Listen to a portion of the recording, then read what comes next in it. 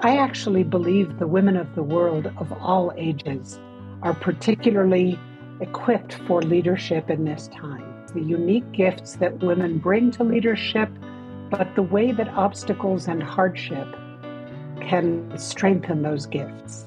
Well, I believe we're all reinventing leadership in this time. After I knew how much I hated being called a leader, I had to explore to understand what are some models of leadership that I can wholeheartedly aspire to.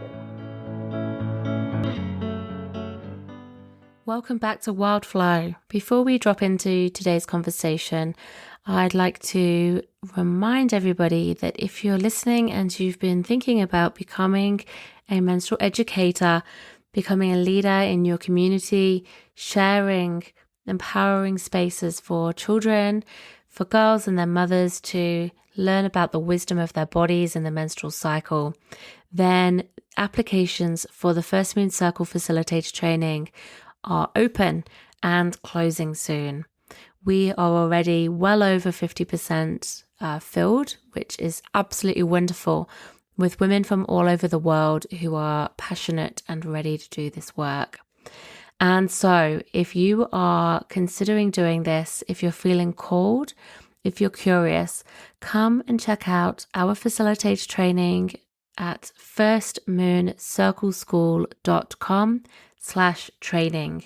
There you'll find our incredible circle of wisdom keepers who are our guest teachers.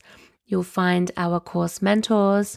You'll discover everything we learn about and explore in the course, both from a personal healing and cycle and rite of passage reclamation journey, as well as understanding how to hold sacred transformational spaces, how to teach menstrual education to children, and how to grow a business that supports, nourishes, and aligns your mission. Places close on the 24th of March, 2023, or if all places go sooner than that. So if this calls to you, make sure that you fill out your application soon to avoid missing out. This is our only round for 2023. The next will be in 1 year's time in May 2024. So I hope to receive your application soon and that you'll consider joining us if this calls to you. Now, into today's episode. Welcome to the Wildflow podcast with me, Charlotte Puanto, certified cycle and feminine embodiment coach and shamanic womb guide. In this podcast, I'll share my wisdom and conversations with powerful change makers, thought leaders, and embodied teachers to invite you to live cyclically in flow with your menstrual cycle instead of fearing it, to heal menstrual shame and normalize womb wisdom and period positivity, and to step into your sovereign magnetic power to create and embody the change you desire to see in your world. Settle in to unleash your wild flow.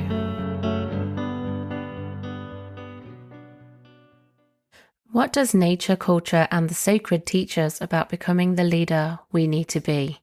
For ourselves, for our communities, and the earth. Plenty, actually. As the world we inhabit crumbles around us, it takes courage, humility, deep listening skills, and activism to create a safer world that is respectful of women, people of marginalised identities, and greater values than chasing money and power to create resistance and change. And what can we singularly do about it? My guest on today's episode of Wildflow is Nina Simons. Nina is the co-founder and chief relationship officer at Bioneers, a non-profit that features and connects practical and visionary solutions for transforming how we relate to ourselves, each other, and the earth. Nina is recipient of the Goi Peace Award, and throughout her career she has worked with over 1,000 women leaders who are diverse across disciplines, race, age, class, and orientation to create conditions for mutual learning, trust, and leadership development. She produces and speaks at large-scale events to work intimately to help small, diverse groups of women leaders knit together to strengthen each other's work pursuing intersectional healing and ecological justice. This conversation inspired me so much.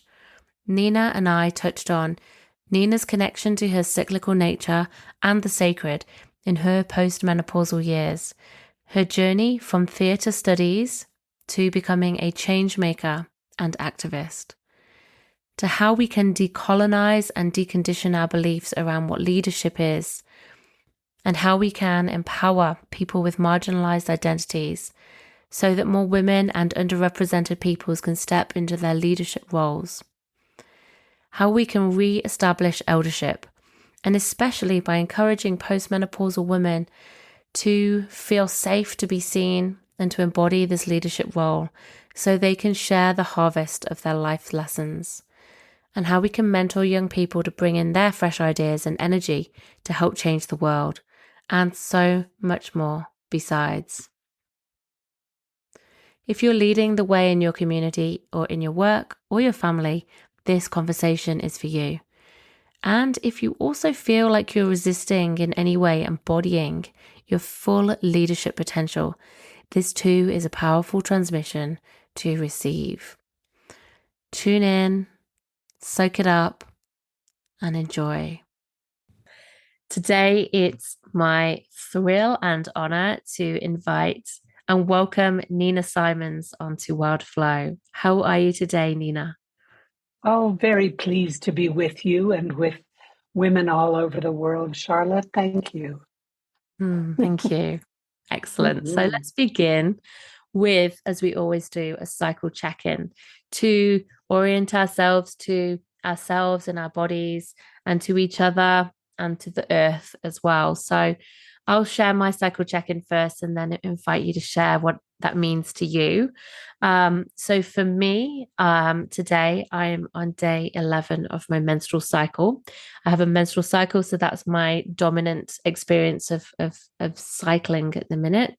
And so that feels to me like coming into I'm in my late inner spring phase and moving towards what would be my more ovulation phase coming up in a few days. And so I'm feeling like I've got more of a spring in my step and it's easier to get out of bed in the mornings and got more energy and resilience, and more aliveness. I feel more alive in my body, which feels lovely.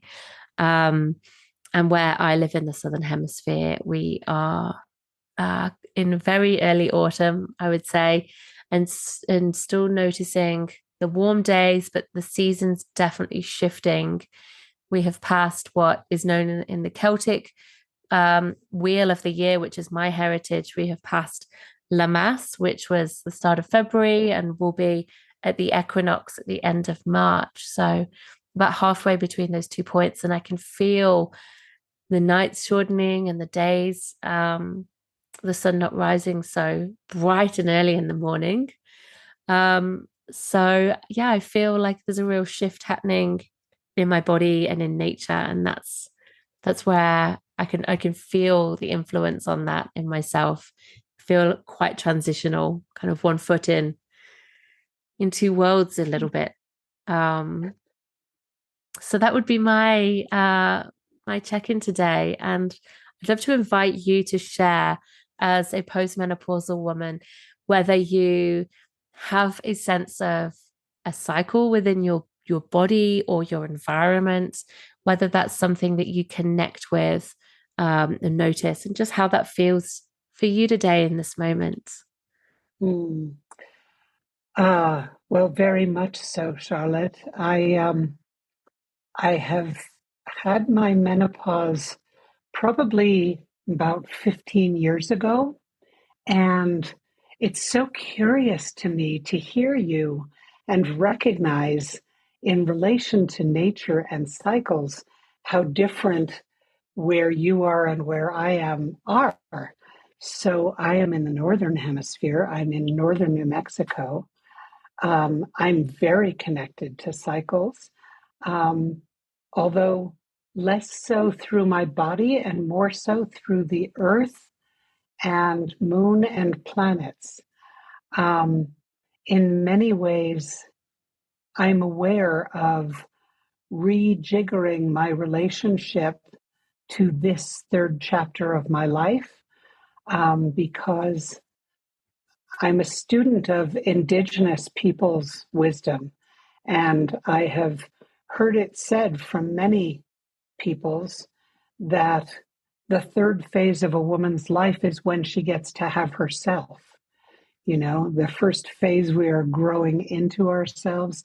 The second phase, we are in reproductive years. And in this phase, it feels to me like, as I went through menopause, I remember feeling like um, throughout the earlier part of my life, it felt like my temperature was regulated from outside my body.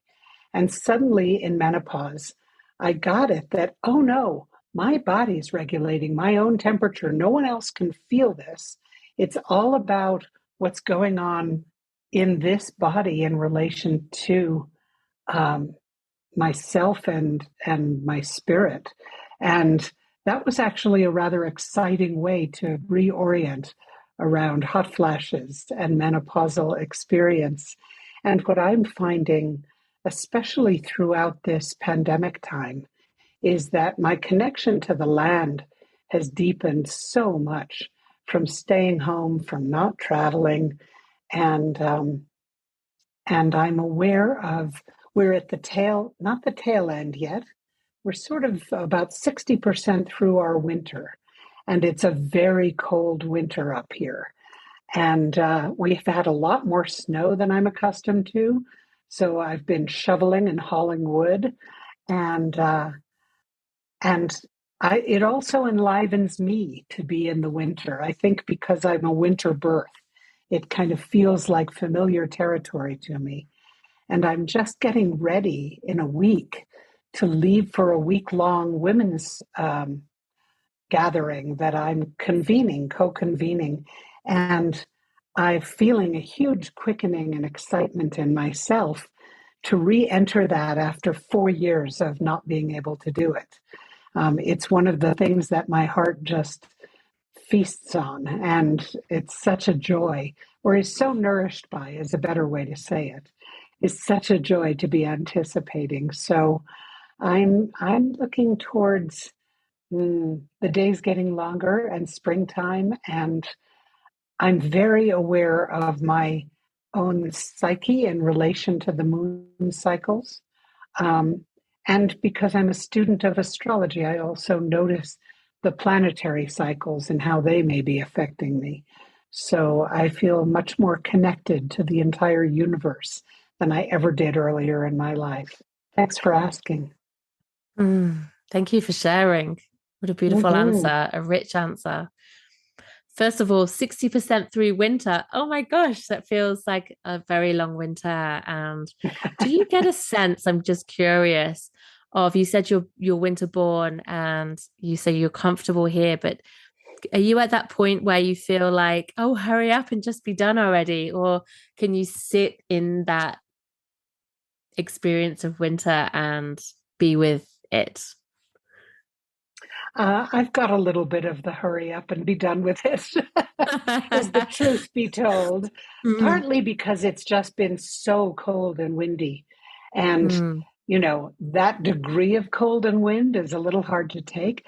And also, where I'm traveling to do this gathering, they also are experiencing more cold and snow than ever before. So I think everybody up here is a little shell shocked by the dramatic changes in the weather and how mm, very unpredictable it's become.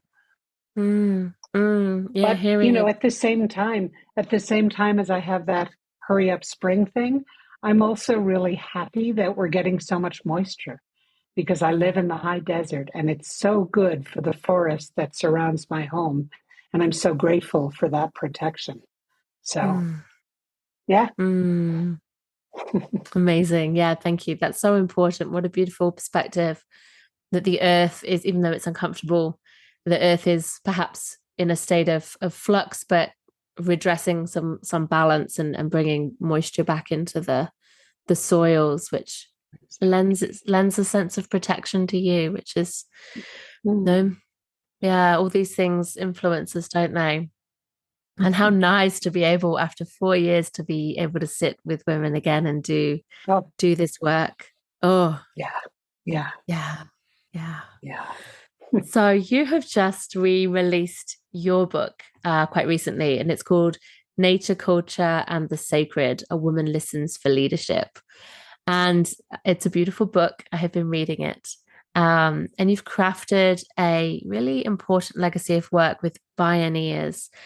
I would love to start this conversation with asking you to share with us what this book is about and why you wrote it. Hmm. Thank you for that. It's not a simple answer, actually. I find myself, imagining all the ways I can approach this answer. So, um, part of what the book is about is that when I turned 40, I began being recognized for my leadership, and I didn't like it. I felt like I hadn't earned it. I didn't like being named that way. I felt like it painted a target on my back. And and so I began an inquiry because I had learned through Bioneers, which is this nonprofit organization that I have been co-shepherding for 34 years. I had learned from hosting conferences and hearing a lot of brilliant speakers that we're all called to be leaders in this time. And I thought, well, if I don't like being called a leader and we're all called to be leaders, then what's wrong with that picture? So I began exploring that. And at the same time, I encountered, uh, I had recently encountered a film online, which many of your listeners may have heard of, called The Burning Times. And The Burning Times is a remarkable film that was made in the early 90s by a Canadian woman filmmaker. And it's a little dated, but it tells the tremendously important story of the 300-year period in European history that had correlatives all around the world at various times, where somewhere between 50,000 and millions of women were systematically persecuted and tortured and burned for the supposed crime of being witches. And when I saw that film, it was just this huge awakening for me, where I realized how much my gender had been affecting my lived experience. And so I set on a path of exploring women and leadership and what the legacy of the Burning Times might still be. Because when I saw that film, I knew that something left over from that period of time lived on in my system. And it helped me understand why I had an otherwise inexplicable fear of speaking my truth in public.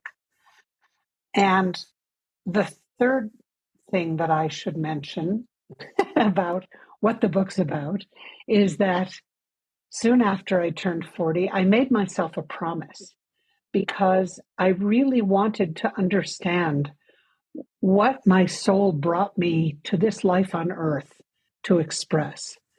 Because whatever happened in my life, I wanted to be sure that I came as close to that as I could.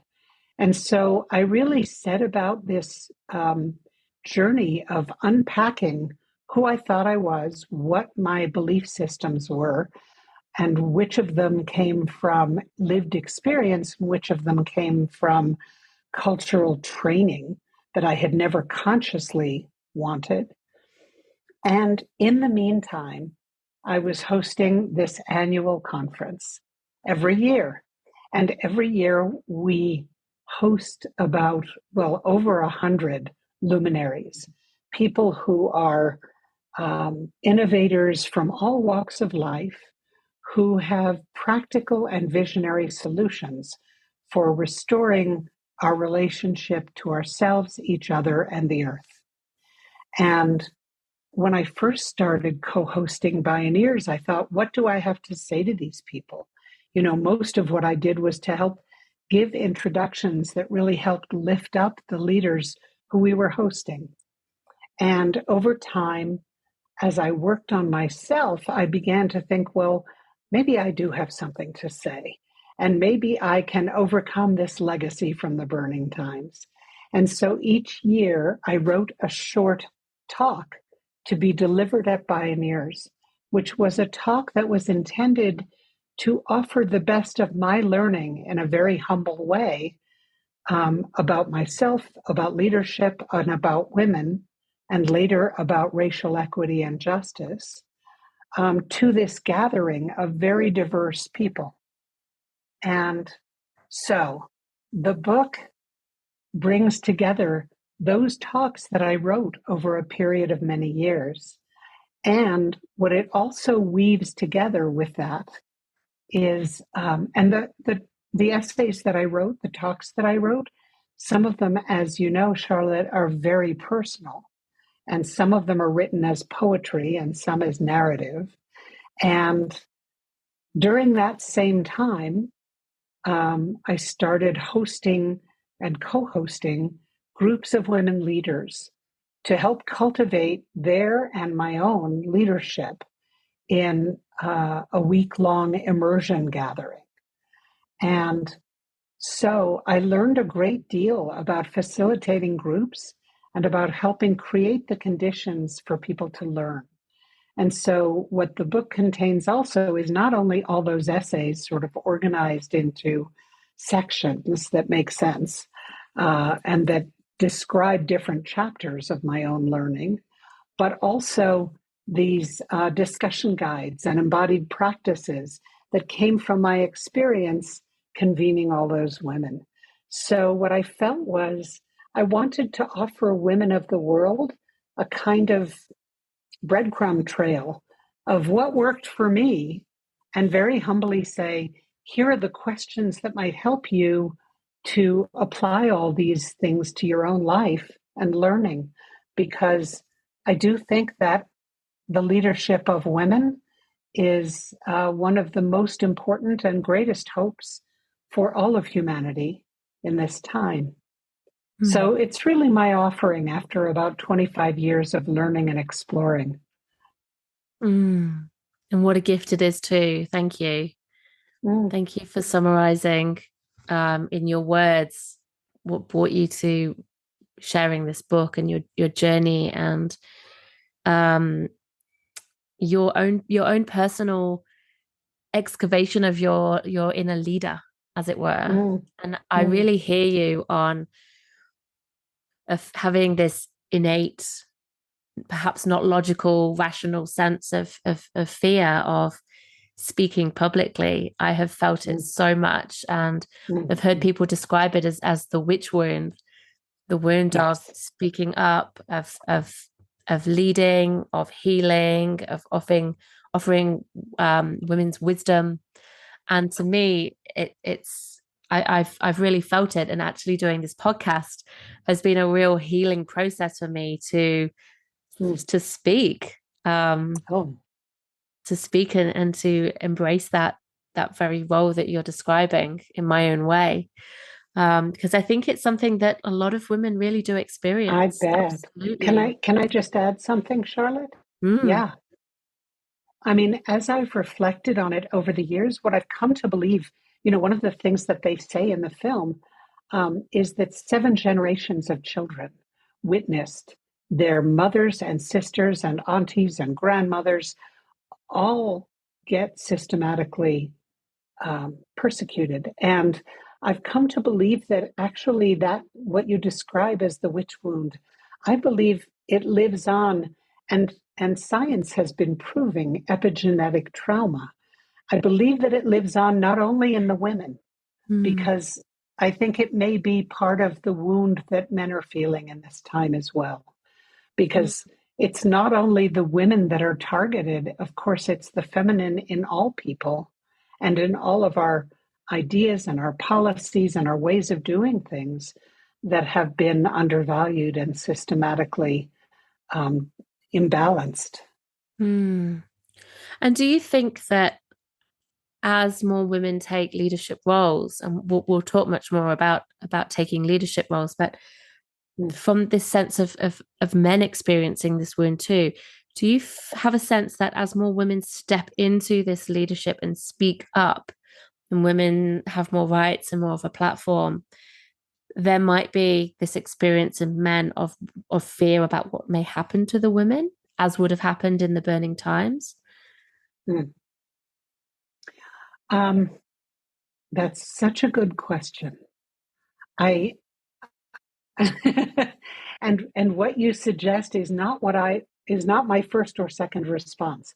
My first two responses were that I think that because we are all products of a patriarchal, capitalist, colonialist culture, men are reacting to women in leadership with a great fear that as women as women rise up in leadership, that it's going to diminish them because Mm.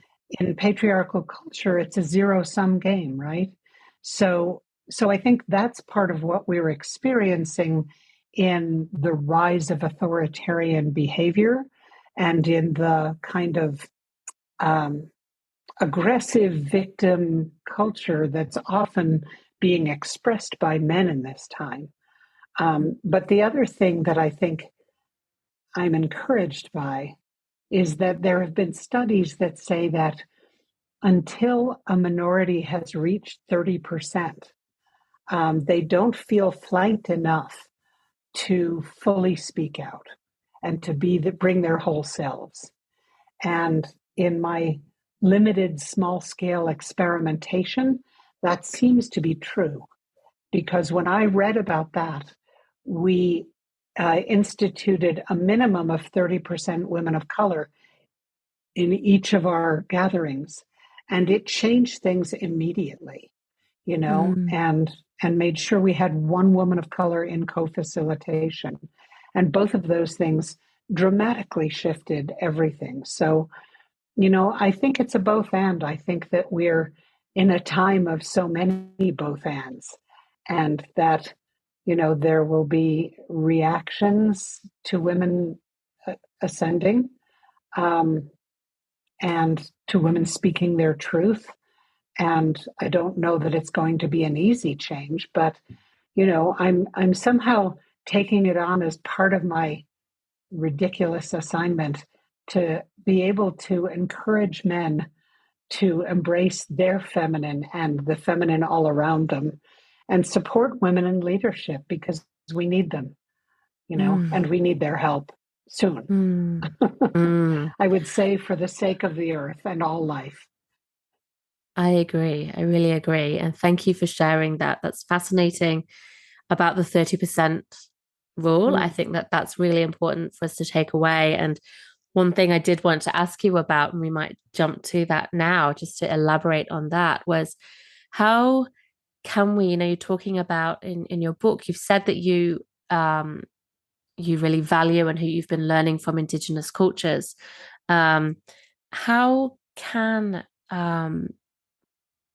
we center their wisdom and the voices of Indigenous people in a way that elevates their wisdom and deep knowing, and without and in a way that lends of cultivates safety for those people, but also in a way without well, we're not appropriating, because that's something hmm I'm very mindful of and ever learning. And I Yes, wondered if you'd want to share with us about what you've learned about that. sure. It's such a good question, Charlotte, and thank you for asking it.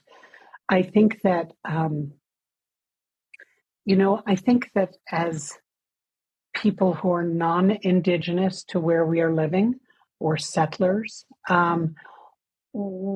many of us have a tendency to almost unconsciously assume a certain kind of superiority.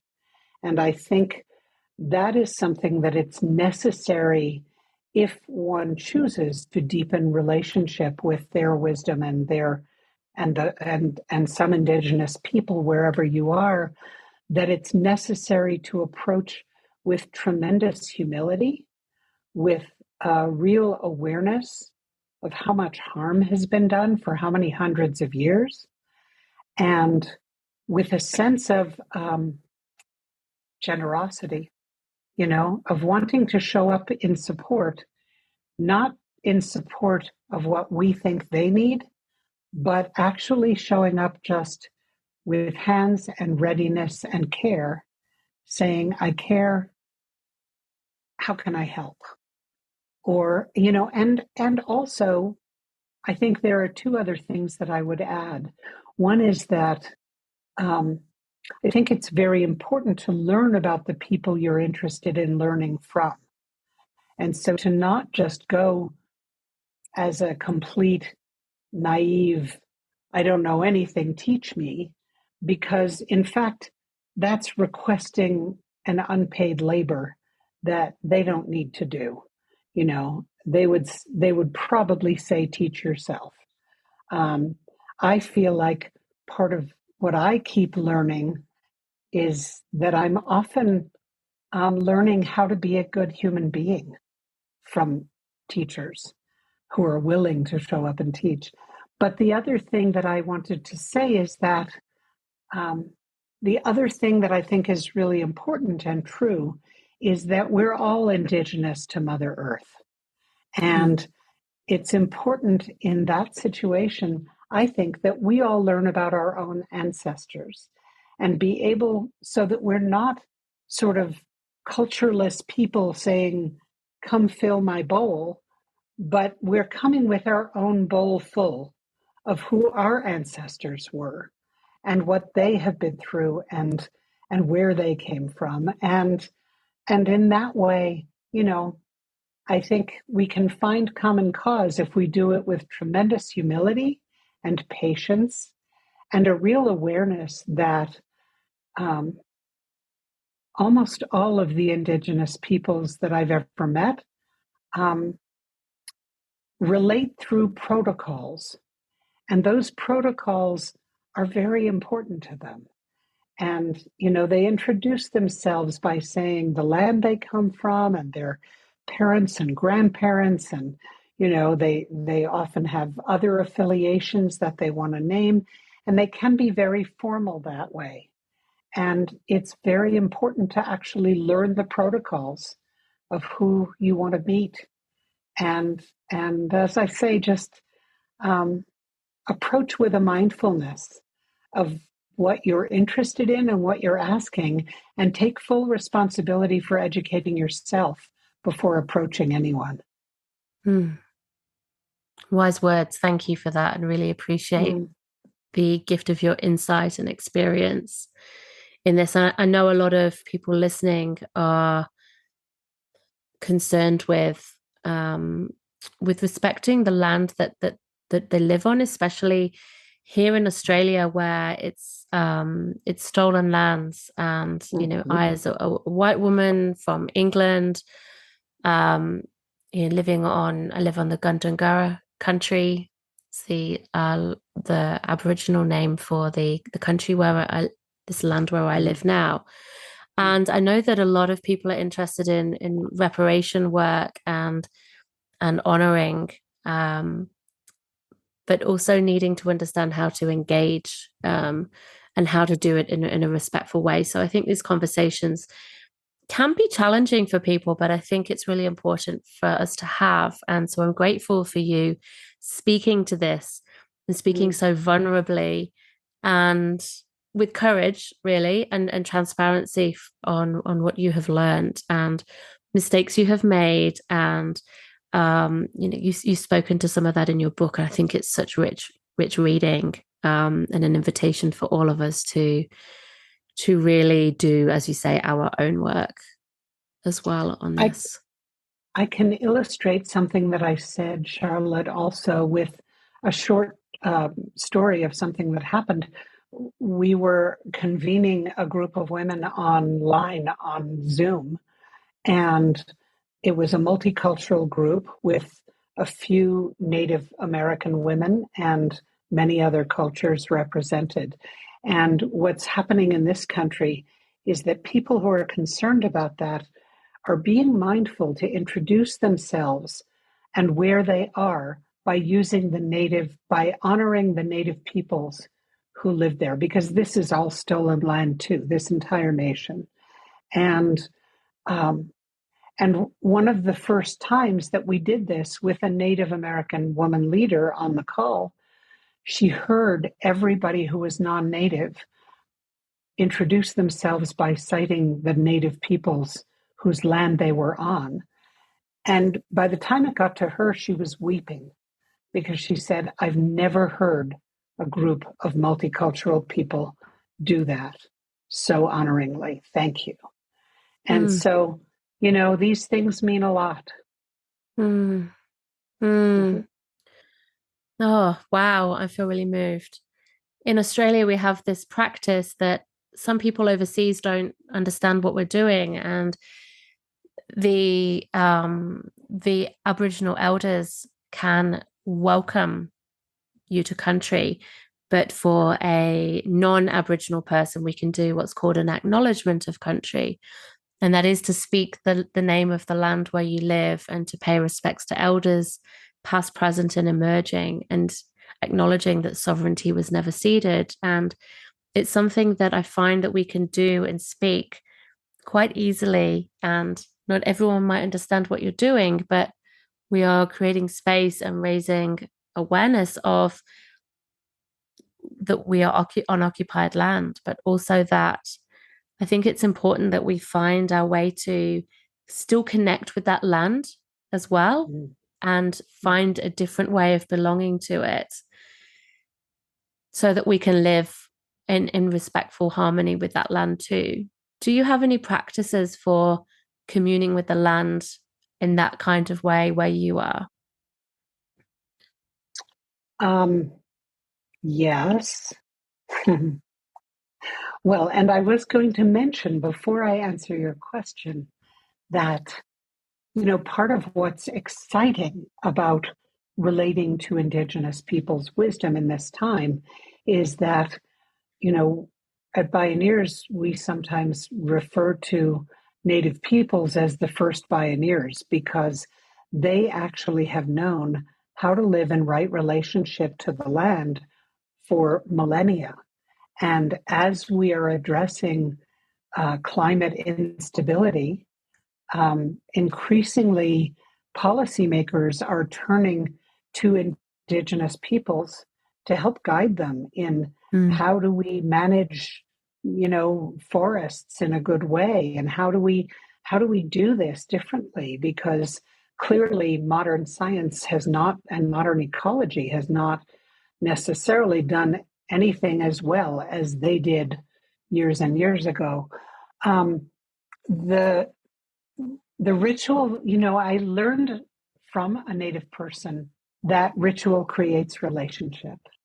And when a year or so ago, there was a wildfire that was threatening, it was close enough that our home felt really threatened.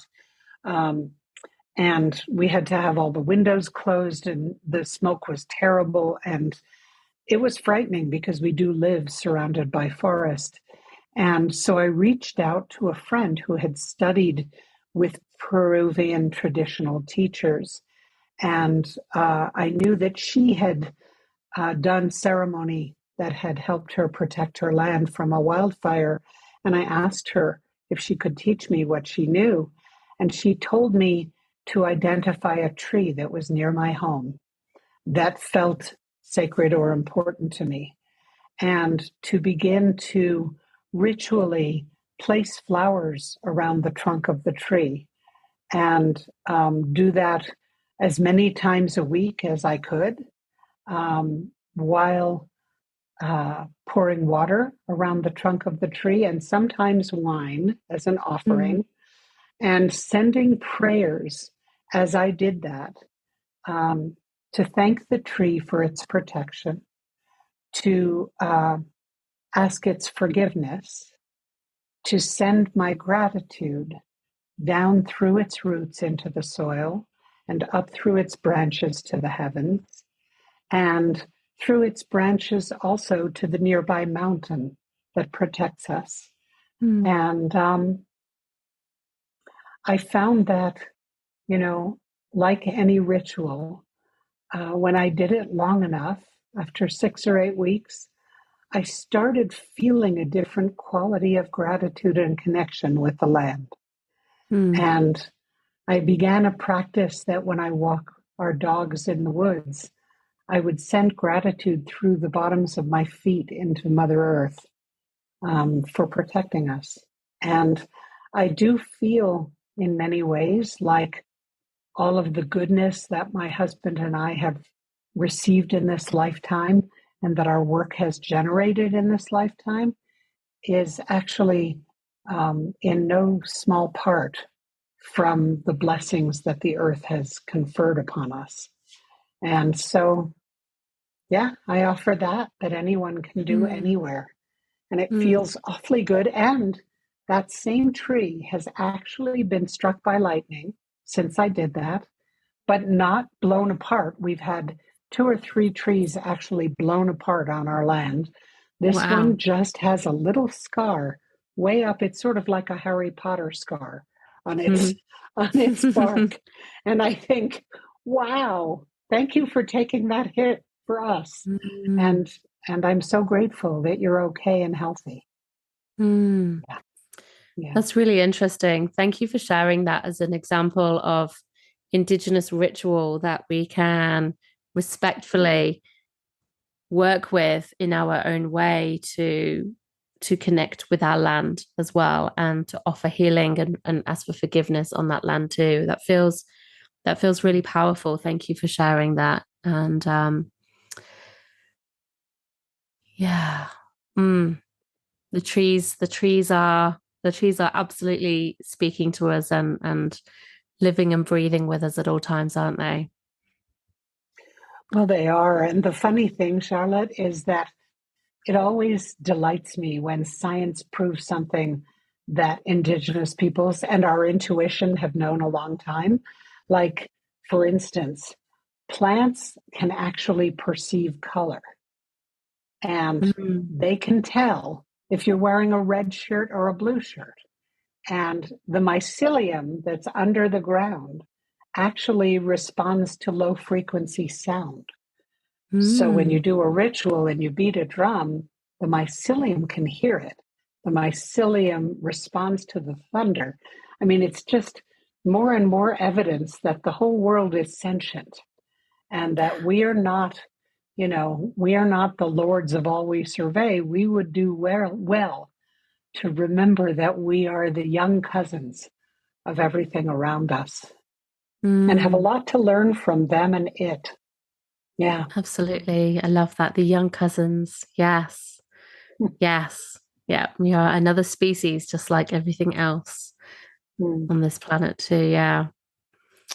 So, I want to ask you about leadership, and this is mm, the crux of your work.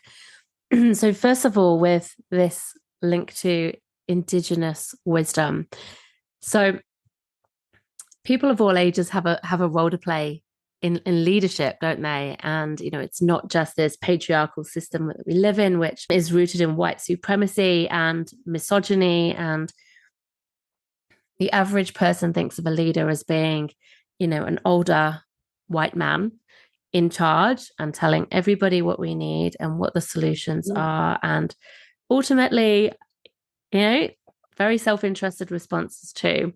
We all have a role to play in the stewardship of this world. And particularly, I really believe, and I've received some wisdom on this that I want to share with you and invite you to ponder on too, is there's two main camps potentially that could really change the world. And one of those is the younger ones, the next generation, the young people who are coming through with um, new ideas and new energy and an invigoration for providing and generating solutions to old and new problems. And the other group is postmenopausal women, the wise, older, more mature woman.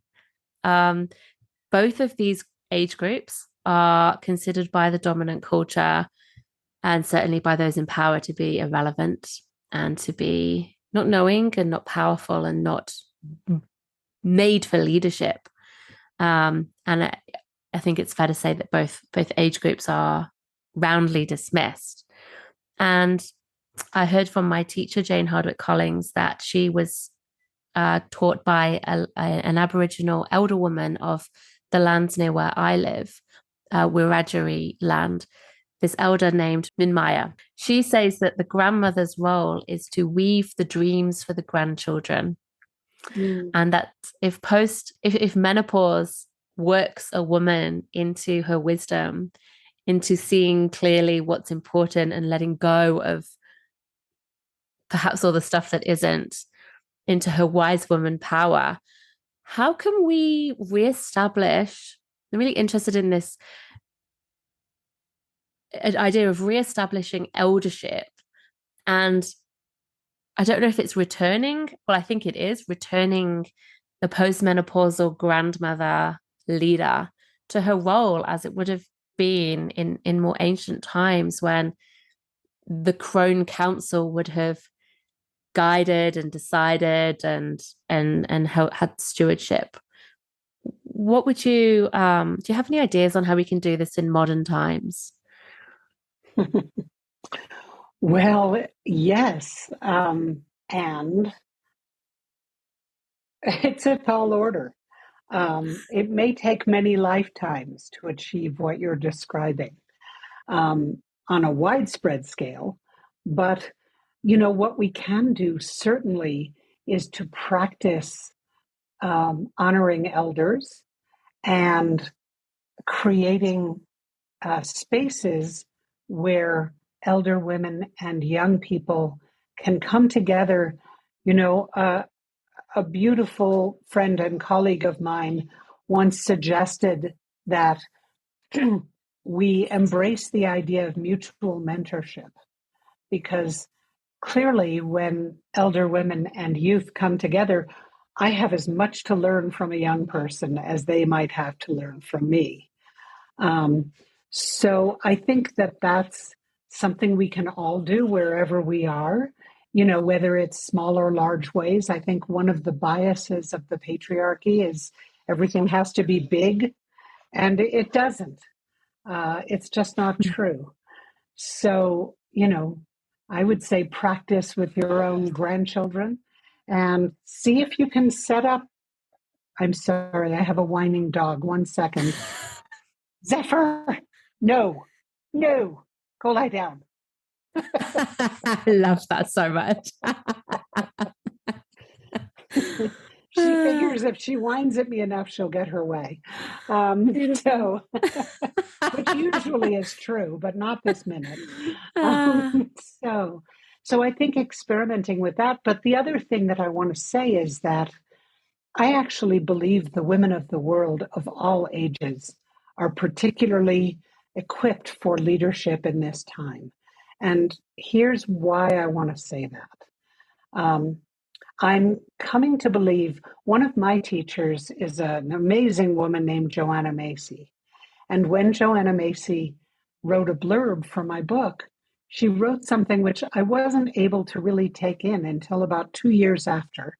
And what she wrote was something like, Nina not only understands the unique gifts that women bring to leadership, but the way that obstacles and hardship can strengthen those gifts.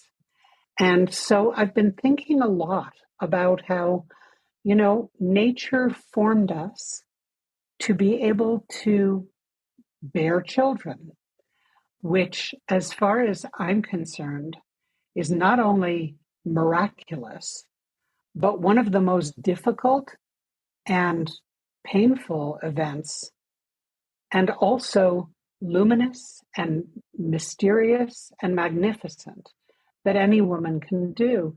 And I've come to believe that parenting is a tremendous form of leadership, and this kind of speaks back to the thread that I heard you raise, Charlotte, about how I believe we're all reinventing leadership in this time. That my first book was called Moonrise, The Power of Women Leading from the Heart.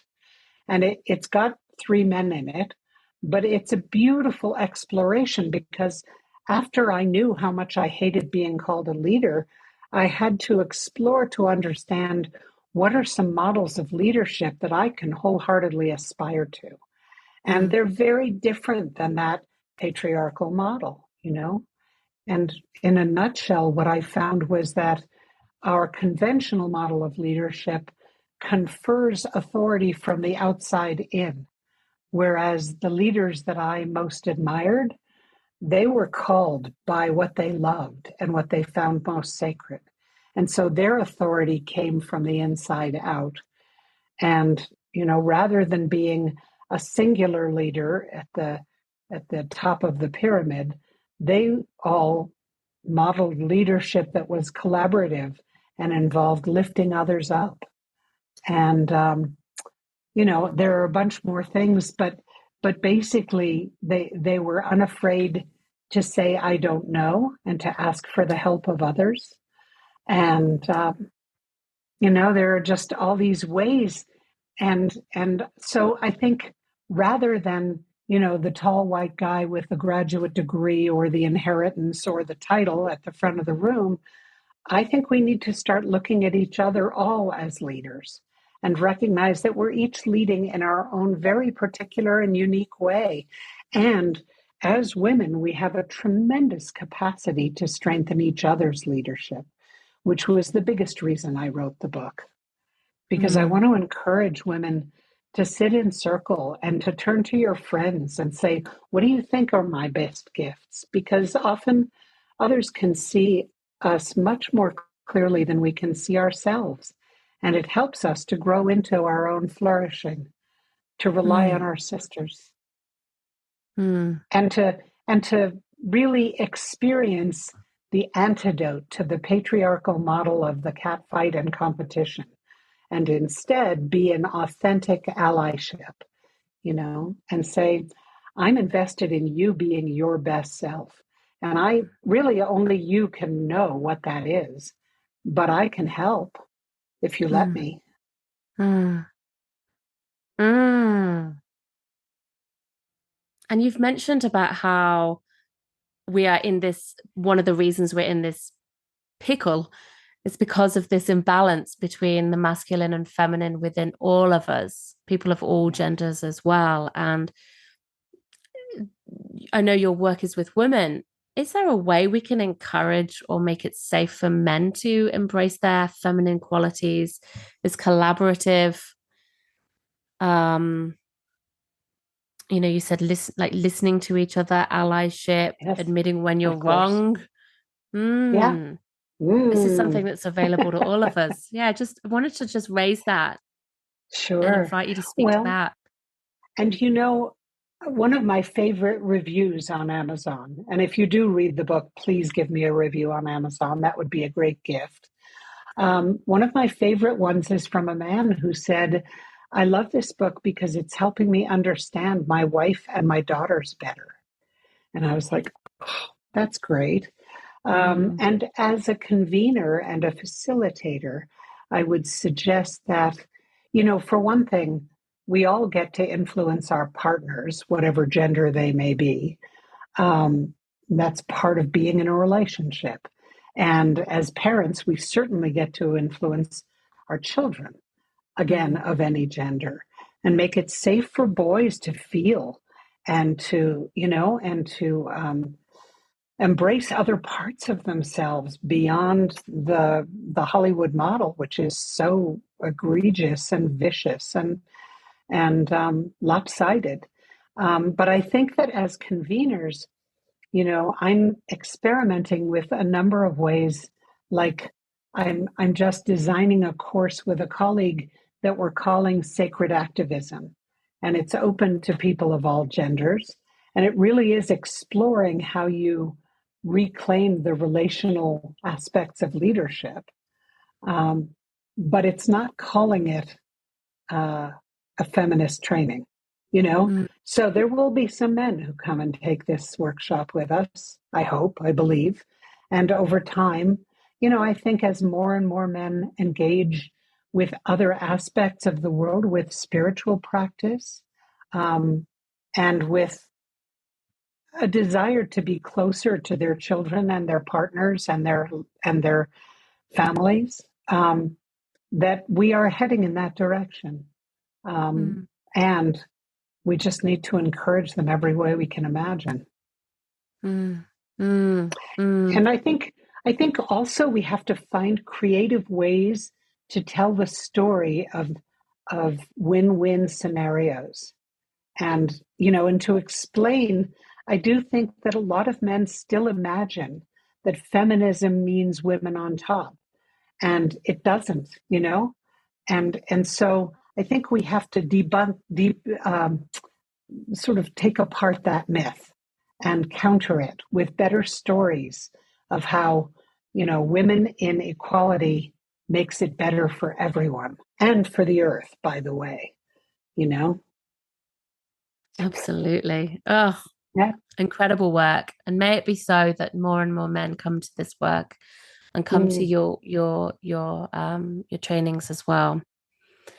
I want to end with a stunning poem that is in your book.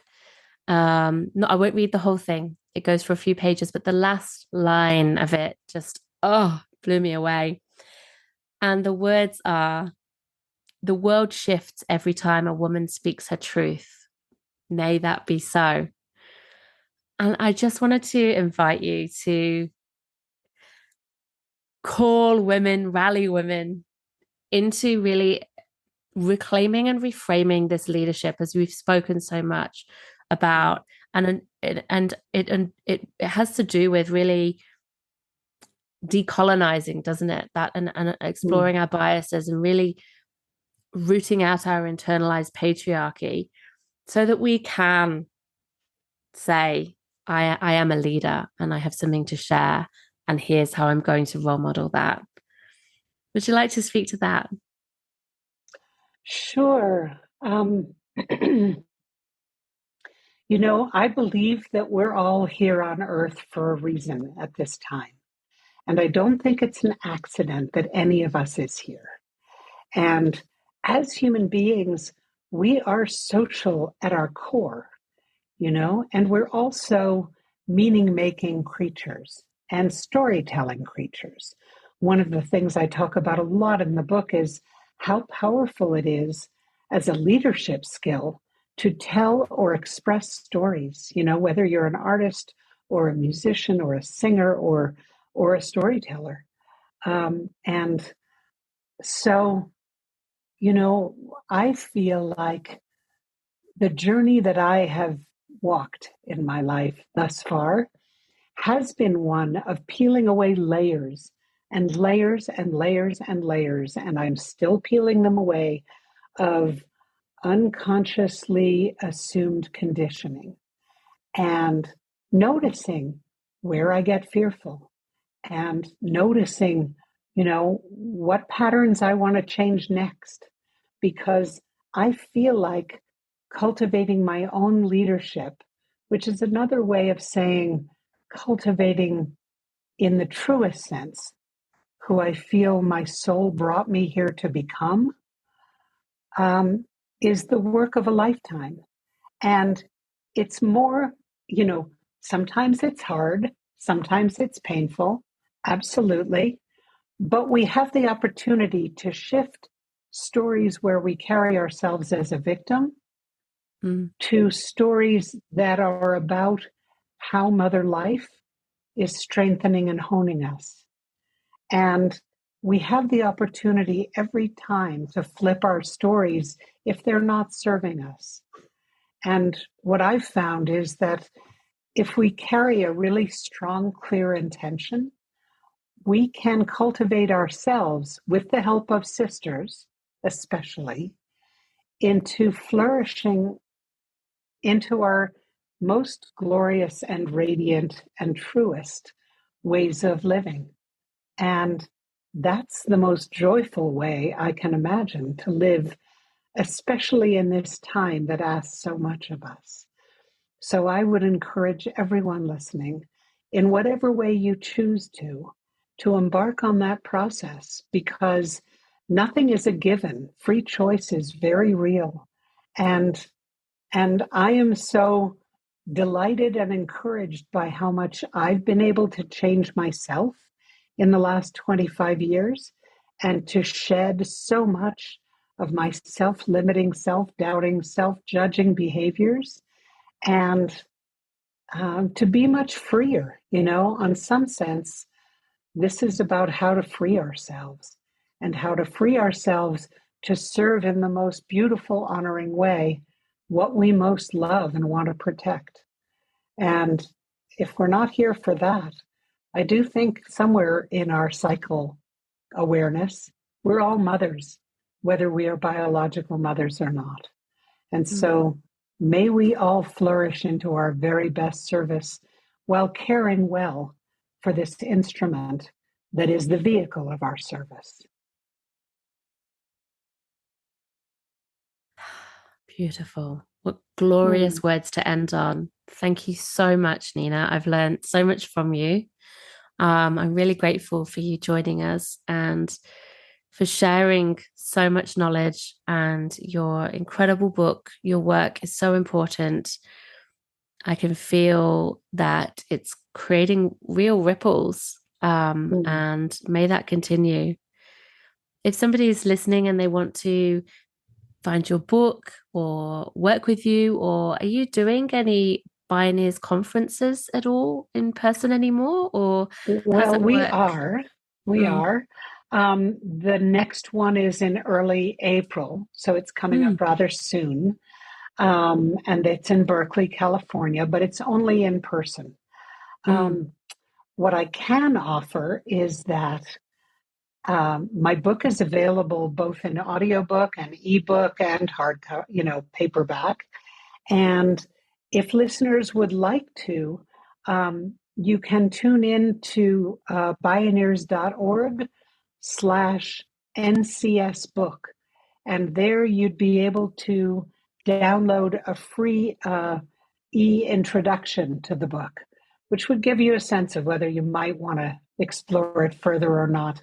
And along the way, you'll have an opportunity to sign up for the Bioneers newsletter, which is fabulous. And we're going to be launching something this year called Bioneers Learning. And that's where I'll be offering my sacred activism workshop and other workshops related to the book, which folks will be able to join us for online.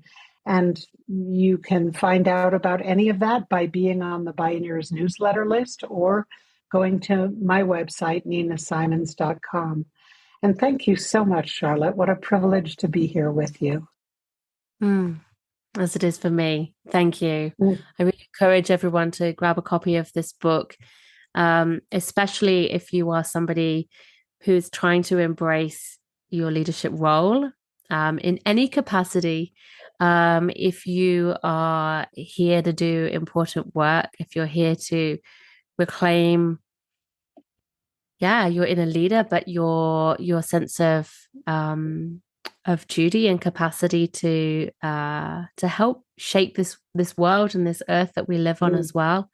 It's such a beautiful offering, and I'm really grateful to speak to you about it. So the book again is called Nature, Culture and the Sacred, A Woman Listens for Leadership. Fabulous. Thank you, Nina. Thank you, Charlotte, so very much. Thank you so much for listening in. If you're loving this podcast and you'd love to help me spread the wisdom shared, please leave a review or rating, or share this with somebody who you think would love to listen in. I'm really passionate about creating ripples of change and getting this information to more women, girls, and people with a cycle so that they can reclaim their cyclic natures too. And if you'd love to dive in deeper with learning more about how to connect with your cycle and rites of passages, come and join our free Wild Flow Circle community, or choose a course and learn with me on my online learning hub. All the links are in the show notes. And until next time, be well and go with the flow of your cyclic nature.